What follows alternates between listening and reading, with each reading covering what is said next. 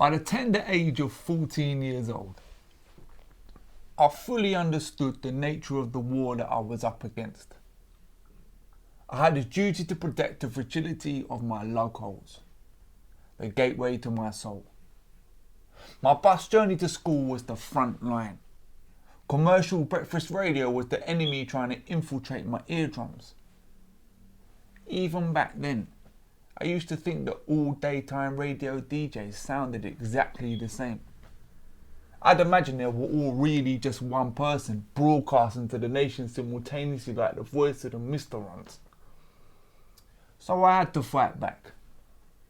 And my chosen weapon to retaliate was a Walkman, with tape cassettes copied from tape cassettes copied from tape packs.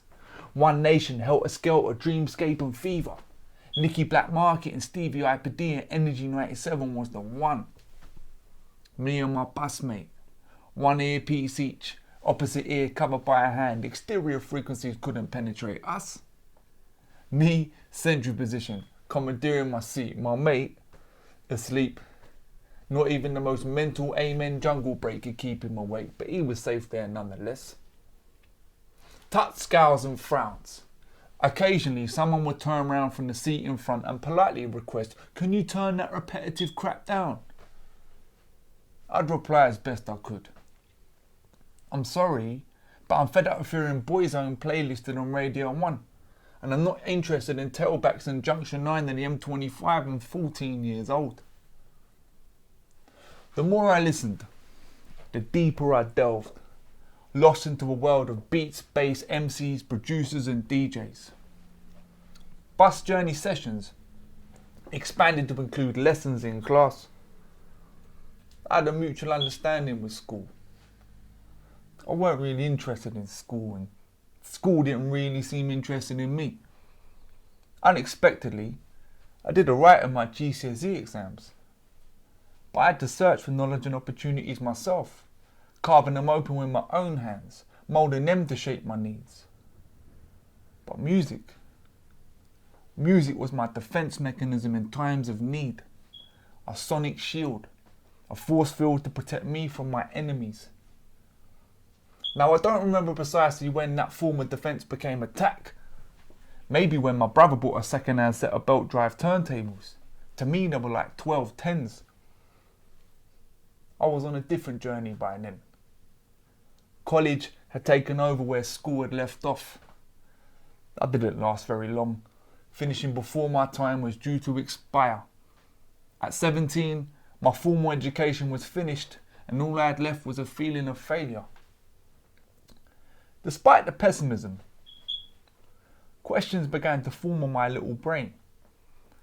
I started to see, then believe that there could be opportunities, even for me. I could be a promoter. I could be a DJ. I could be an MC.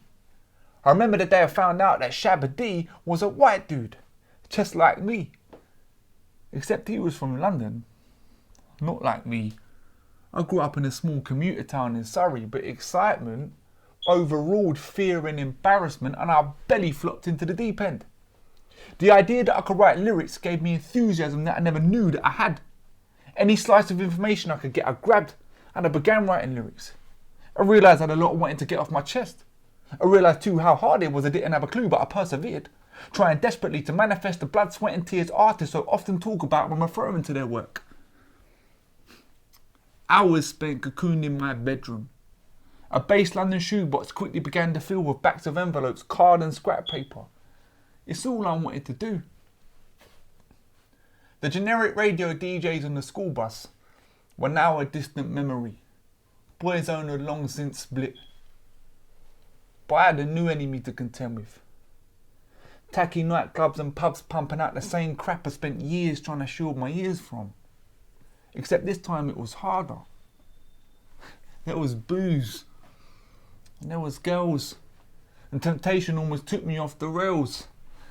The shiny bass loafers belonging to the bass shoebox were almost permanently swapped for my trainers.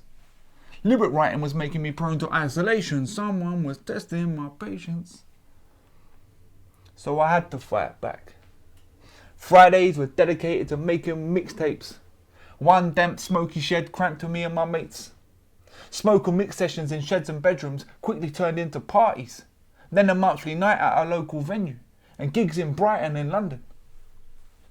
Yet still my enemies lingered, appearing in the form of managers, supervisors and team leaders, stronger and harder. Since leaving education with little but a few laughs, my days were now consumed with low-paid work. Time was more precious than ever. Gradually, I started to see some of my friends go their separate ways. Some fell by the wayside, man down, succumbing to the doldrums of the uniform behaviour, commercial breakfast radio polluting the airspace of their kitchens each morning as they sip on the bitter taste of strong coffee just to stay awake. Me, I soldiered on, which brings me to where I am now.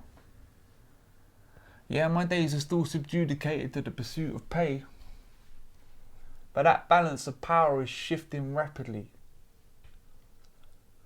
I'm still fighting, but I'm tired from battling, hanging on for dear life to the belief that I can still win this war, as my head struggles to stay above the water swimming in the moat of the enemy's keep. I can slowly feel them closing in around me. I'm surrounded, circled, flanked at all angles, barely anywhere left to run. Daytime radio, primetime television, glossy magazines, billboards, buses, tubes, trains and trams. Still I fight on.